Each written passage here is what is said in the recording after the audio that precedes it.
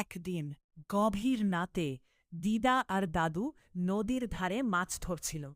হঠাৎ ঠিক তখনই পানির ভেতর থেকে ছোট্ট একটা কান্নার শব্দ ভেসে এলো, আমাকে বাঁচাও। দাদু এক মুহূর্ত দেরি না করে নৌকা নিয়ে আলোটার দিকে এগিয়ে গেল। কাছে যেতেই নদীর পানি ঘূর্ণির মতো ঘুরতে শুরু করল।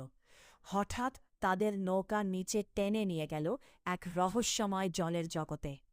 চারদিকে নীল আলো, অদ্ভুত মাছ আর ডুবে যাওয়া পুরনো মন্দির দেখা যাচ্ছিল।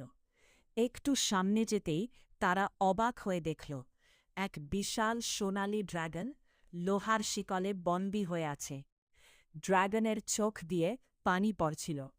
দিদা আর দাদু সাহস করে শিকল ভাঙার চেষ্টা করল। অনেক কষ্টের পর শিকল ভাঙতেই পুরো নদী সোনালি আলোয় ঝলমল করে উঠল। মুক্ত হয়ে ড্রাগন আকাশে উড়ে গিয়ে জোরে গর্জন করল।